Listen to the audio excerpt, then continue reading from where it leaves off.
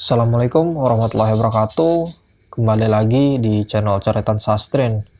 Bagaimana kabar kawan-kawan semua? Semoga sehat selalu dan selalu dalam lindungan Allah Subhanahu wa taala.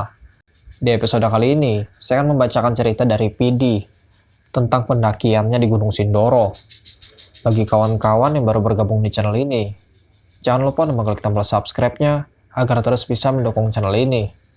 Selamat mendengarkan.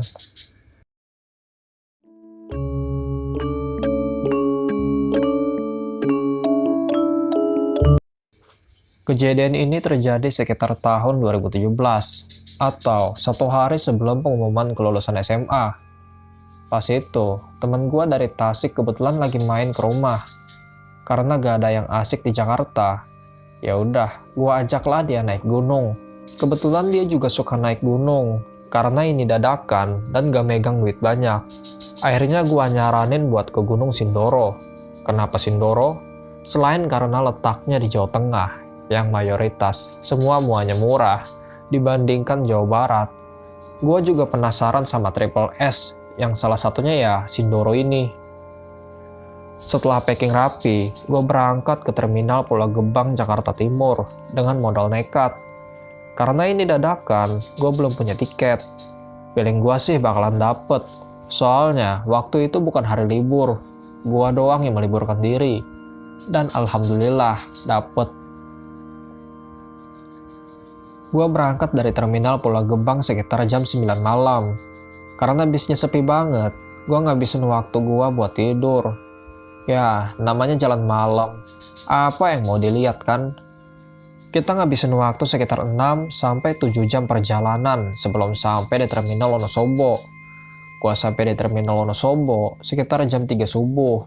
Di sana sepi banget, belum kelihatan aktivitas warga. Namanya masih subuh. Dan suasana juga dingin banget. Ngapain juga ke terminal? Gua niatnya mau langsung ke base camp, naik angkutan umum. Tapi gak ada. Akhirnya kita mutusin buat nunggu aja di terminal. Kebetulan ada satu warung yang buka. Yang jaga ibu-ibu udah lumayan tua dan baik banget. Beliau nyaranin kita buat naik bus 3/4. Karena selain murah, bus itu juga nurunin kita di depan base camp. Tapi bis itu datangnya habis subuh dan kita harus nunggu di sana. Ya udah, daripada jalan kaki, kita akhirnya mutusin buat nunggu aja sambil makan bubur. Setelah 1,5 jam gua nunggu, ada bapak-bapak pakai kupluk terus sarungan datangin kita nawarin mobil ke base camp. Karena udah capek banget, kita akhirnya ikut bapak itu. Gak sampai 15 menit kita akhirnya sampai di base camp Sindoro via Desa Keledung. Base campnya lumayan asik, letaknya di pinggir jalan raya gitu. Dari base camp ini, kelihatan banget Gunung Sumbing lagi gagah-gagahnya. Di sana gak terlalu banyak pendaki yang datang, dan mayoritas semuanya lagi tidur. Gue akhirnya ngobrol lah sama si bapak penjaga base camp. Kata si bapak, selama seminggu ini, cuaca lagi bagus-bagusnya. Jadi aman lah kalau mau mendaki hari ini. Jam 6 pagi kita mulai mendaki. Sebenarnya bisa naik ojek, tapi karena gua gak megang duit banyak, kita mutusin buat jalan kaki. Perjalanan dari base camp ke pos 1 masih sama, lewat perkampungan warga dan ladang penduduk. Mayoritas dari mereka udah mulai beraktivitas. Sambil nikmatin pagi yang lumayan dingin, sambil dengerin lagu dan ngobrol santai, gua tiba-tiba disapa sama bapak-bapak petani situ. Dia bilang, "Nanti kalau ada yang jualan di atas, dibeli aja mas. Takut gak bisa pulang." Gue sedikit takut, bukan karena mikir macem-macem. Gue di situ mikir, masa iya sih di Jawa Tengah ada preman? Si bapak masih natap kita serius. Karena gak mau lama-lama, akhirnya kita iyain aja sambil nerusin perjalanan. Kita sampai di pos 1 sekitar jam 7 kurang. Di sana gak ada orang. Mungkin masih pagi. Setelah istirahat sebentar, kita lanjutin perjalanan ke pos 2. Perjalanan ke pos 2 mulai masuk ke hutan. Treknya tanah dan berkerikil kecil. Menurut gua sih masih lumayan lah, gak terlalu ribet. Entah karena masih terlalu pagi atau karena bukan hari libur. Gua sama sekali gak nemu satu pendaki pun sampai pos 2. Di pos 2, temen gue udah mulai ngeluh capek. Gue mutusin buat berhenti sebentar. Dia bilang, carrier yang dia pakai itu berat banget. Gak kayak pas pertama kita packing. Akhirnya, gue suruh tuh dia nurunin carrier. Gue coba angkat. Ternyata biasa aja, masih normal. Gue gak mau bilang apa-apa ke dia. Takut dianya nanti gak semangat lagi. Gue diem sambil terus-terusan mikirin yang macem-macem. Setelah sekitar 20 menit kita istirahat, kita lanjutin perjalanan ke pos 3. Dari pos 2 ke pos 3, perjalanan mulai naik dan semakin sakit. Banyak batu gede dan jalan juga semakin menyempit. Gak sampai 15 menit gua jalan, temen gua kumat lagi. Gua lihat mukanya pucet dan matanya sayu gitu. Karena udah pengen masuk jam makan siang, gua berhenti sebentar. Gua bongkar keril dan masak buat temen gua. Gua lihat dia duduk di pohon sambil bengong ngeliatin hutan. Di situ, gua takut banget dia kesurupan. Akhirnya, gua ajaklah dia buat deketan sama gua. Pertama gua masakin dia air jahe, baru gua kasih Indomie buat ganjel. Karena emang belum lapar, gua cuma nungguin dia makan sambil ngerokok di batang pohon yang udah rubuh. Tapi entah kenapa, gua tiba-tiba ngerasa ngantuk. Ngantuk banget. Sampai mata gua kiep-kiep. Gak lama, gua ketiduran dengan rokok yang masih nyala di tangan. Entah masih di alam mimpi atau setengah sadar, gua ngerasa pala gua pusing banget. Gua buka mata pelan-pelan dan coba gerakin badan gua. Dan ternyata gak bisa. Badan gua kayak lagi ditahan sama 10 orang. Bahkan, buat ngeluarin suara aja gua gak bisa. Di situ, gue cuma bisa gerakin bola mata gue tanpa bisa ngelakuin apapun. Gue lihat sekeliling. Gue lihat juga, ternyata temen gue lagi tidur persis di samping gue. Keringat dingin mulai keluar. Pikiran gue di situ cuma satu. Gue takut kena hipotermia. Walaupun gue gak tahu gejalanya apa. Gak lama, gue samar-samar ngelihat ada cewek muncul dari bawah. Pas itu, kebetulan gue istirahat pas setelah tanjakan. Gue mulai lega dong. Seenggaknya ada orang yang bisa nolongin gue keluar dari situasi gue sekarang. Si cewek mulai nampakin seluruh tubuhnya. Cantik ini cewek. Pakai rambut pirang dikuncir 2 dan badannya lumayan tinggi. Yang bikin gue aneh, ini cewek mukanya pucet, jalannya nunduk. Dan bajunya kayak model baju bangsawan zaman dulu gitu. Gue mulai ngerasa ini cewek gak beres. Gue mulai berontak supaya badan gue bisa bergerak normal. Tapi hasilnya tetap nihil.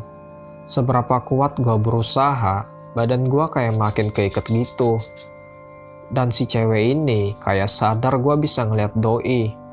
Doi kayak mulai natap gue gitu. Kita berdua tatap-tatapan.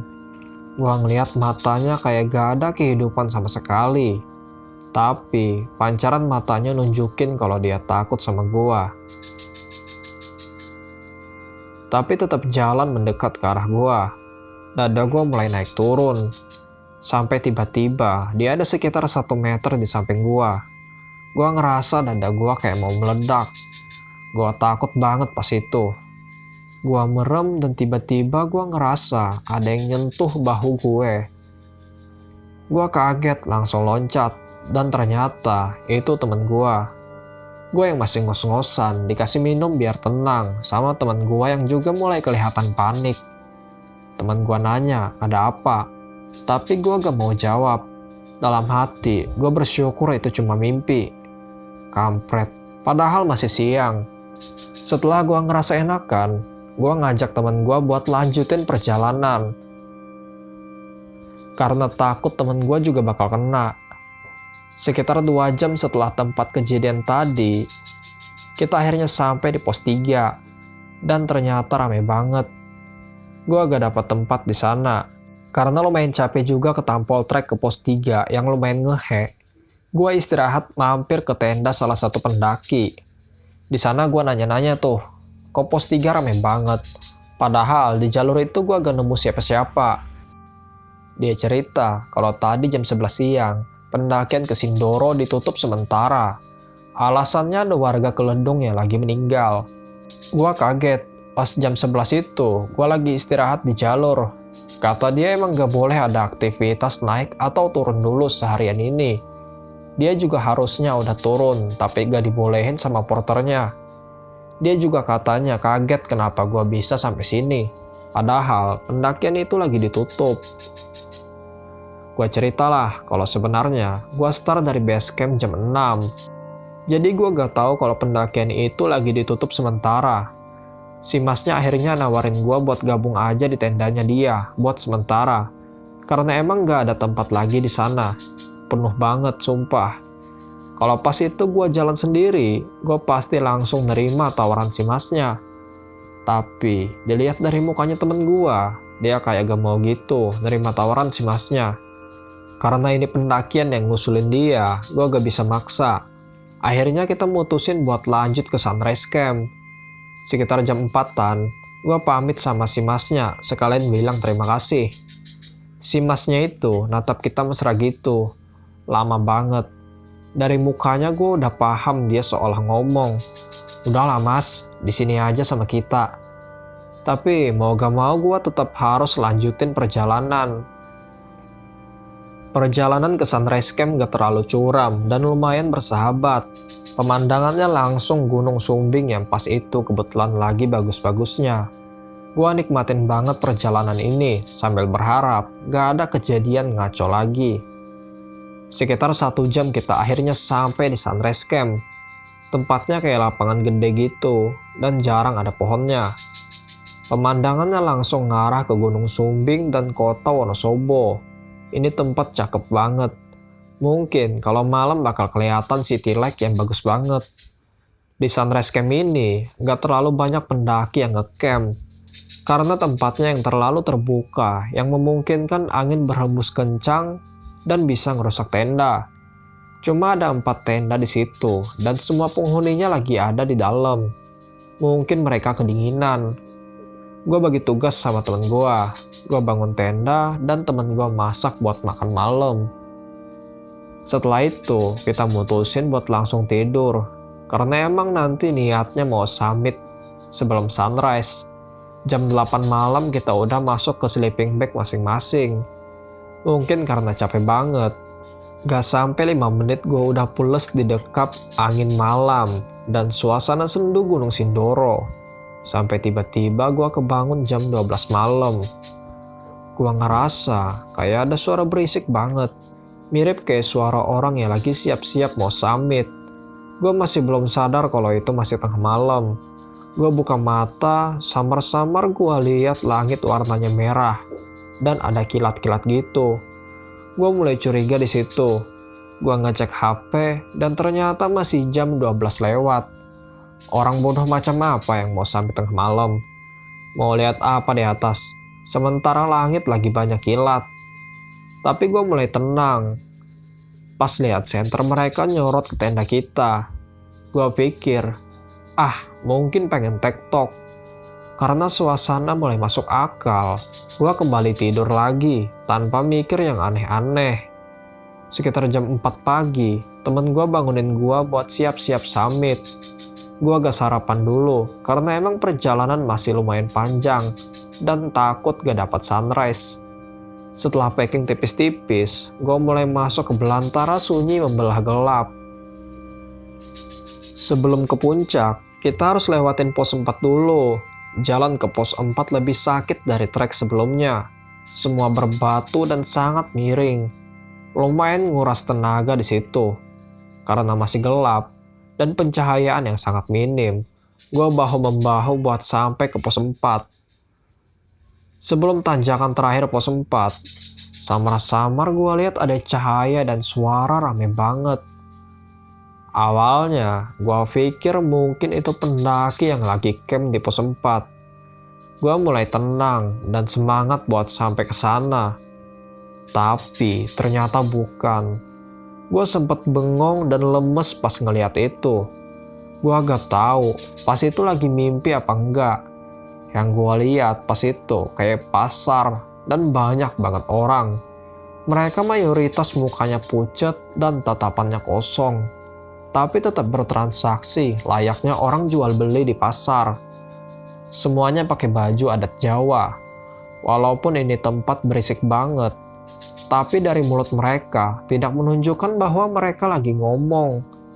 Gua sama temen gua tatap-tatapan, bimbang antara mau lanjut atau turun lagi.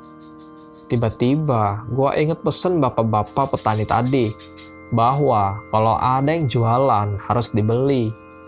Akhirnya dengan nyali seadanya, kita maju pelan-pelan masuk ke pasar yang entah kenapa bisa ada di sana. Semuanya masih tetap sama, seperti gak peduli ada 2 kelinci yang bisa lihat mereka. Gua mulai ngerasa salah satu dari mereka sadar kalau kita bisa lihat mereka, dan mulai natap kita tajam. Gua ngodein temen gua buat beraniin diri mampir ke salah satu warung buat beli barangnya. Gua milih ke warung kelontong. Di situ yang jaga mbak-mbak, tetap dengan tatapan kosong dan mata sayu. Karena yang dijual super aneh dan gak mungkin juga gua beli makanan. Akhirnya kita beli tisu. Gua tanya harganya berapa, dan dia gak jawab. Dia cuma nunjukin angka 5 pakai tangan. Gua paham, goceng nih berarti. Karena gua agak megang gocengan, akhirnya gua kasihlah dia 20.000. Tapi ditolak dong. Dia cuma geleng-geleng kepala dan nunjukin angka 5 pakai tangannya. Gua tetap kekeh ngasih 20.000. Karena emang gak ada uang lagi. Akhirnya dia mulai kesel kali dan melototin gua. Serem banget. Akhirnya temen gua ngasih duit goceng ke dia dan diterima. Anjir juga temen gua. Mukanya dari tadi ngasihnya. Abis itu gua ngelanjutin perjalanan lagi. Pas gua muter badan, gua ngeliat kayak seluruh isi pasar itu ngeliat ke arah kita. Mampus. Gua gak bisa gerak di situ. Gua ngerasa aliran darah ke otak gua langsung buntu. Gua gak tahu harus ngapain lagi. Akhirnya temen gue inisiatif buat jalan duluan. Karena gua gak mau jalan di belakang, gua imbangin jalan di sampingnya. Entah kenapa, gua ngerasa semua penghuni pasar itu mulai ngikutin gua dari belakang. Penasaran banget, gua pengen nengok tapi takut. Akhirnya gue cuma fokus sama jalan gua dan gak berani lihat sekeliling.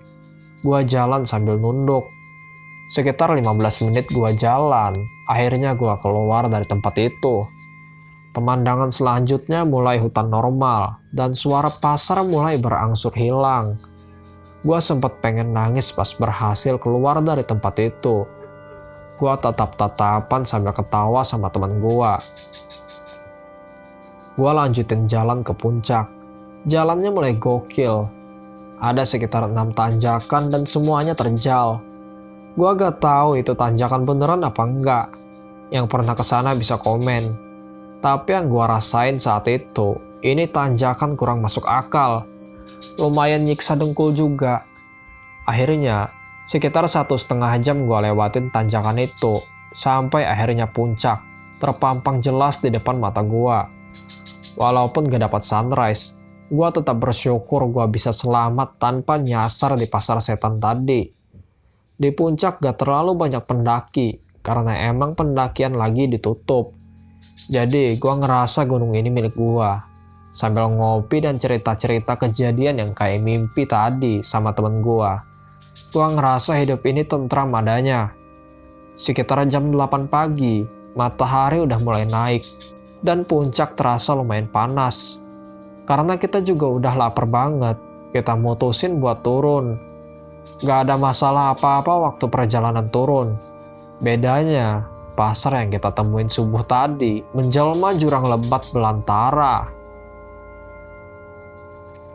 Jam 9 kita sampai di shelter.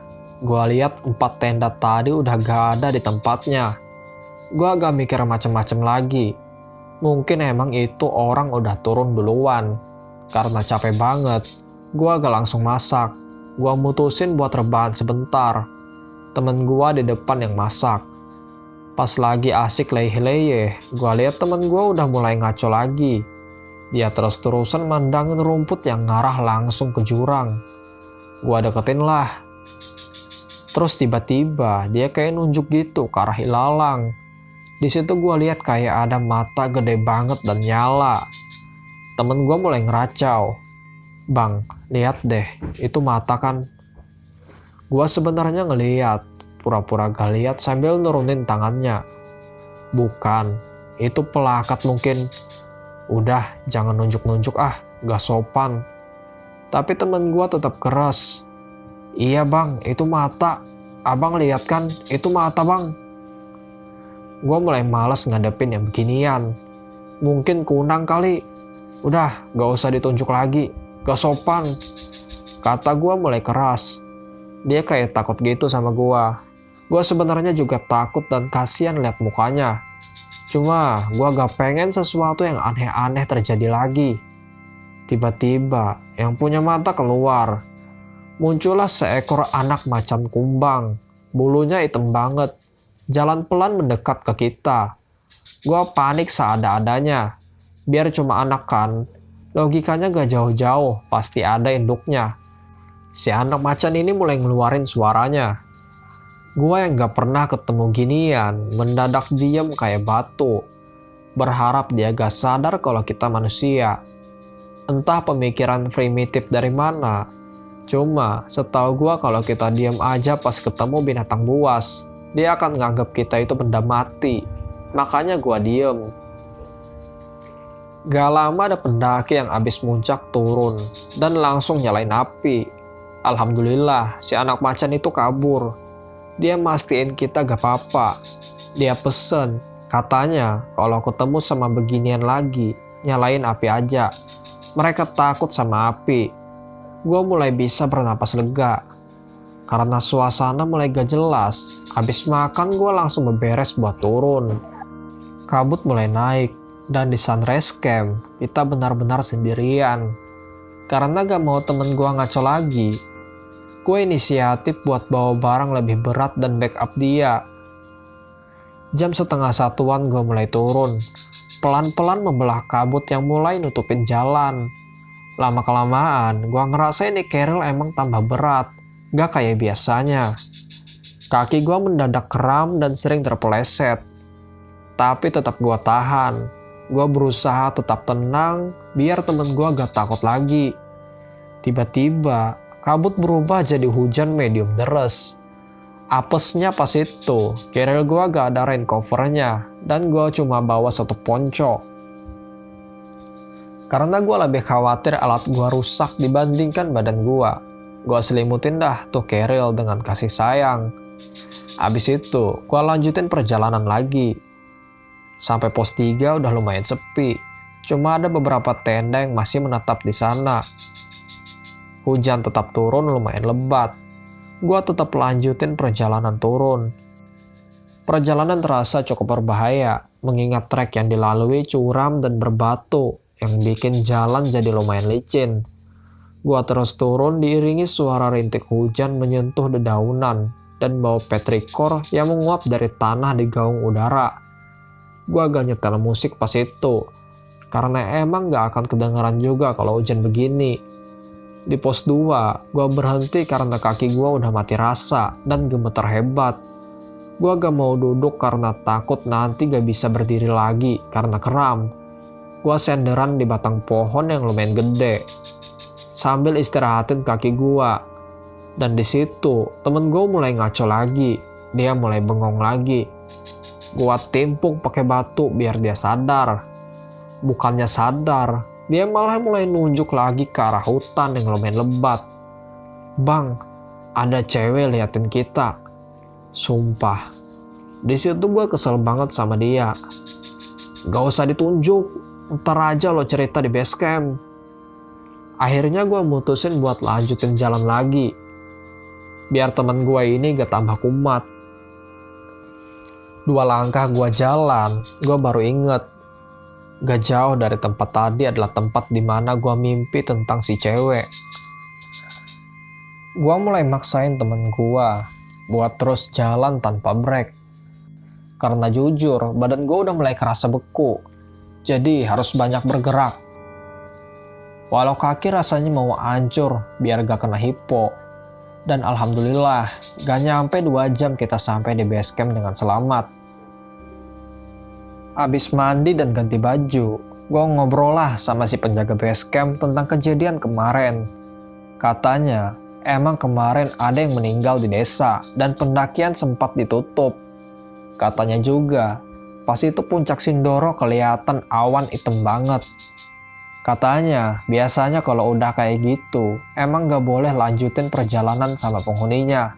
Kalau tetap lanjut, khawatir malah hilang. Udah banyak katanya korban dari si awan hitam tadi. Dia juga bersyukur kita bisa balik lagi ke base camp dengan selamat. Perihal wanita berparas cantik tadi, kata si bapak, dia emang sering muncul dalam situasi tertentu. Mengingat Sindoro ini dijuluki Gunung Bidadari atau apalah itu. Gua lupa dia ngomong apa. Pokoknya bidadari gitu deh. Dia cuma ingetin buat gak lanjutin perjalanan. Dan tisu yang gue beli di pasar tadi, pas gua cek di base camp udah berubah jadi 3 lembar daun. Gua juga bingung kenapa. Tapi ya udahlah, yang penting kita turun dengan selamat. Pesan moralnya, selalu ikutin feeling, patuhi peraturan, dan jangan bandel. Kalau lagi di tempat orang, kalau hati kita bilang enggak, ya udah enggak, gak usah maksa, masih ada hari esok. Cerita ini bukan untuk menakut-nakuti kalian. Ini cerita buat dijadiin pelajaran bahwa mereka ada dan nyata di sekitar kita. Tugas kita adalah tetap jaga sopan santun karena kita gak tahu mereka bakal seneng atau enggak sama kehadiran kita. Terima kasih.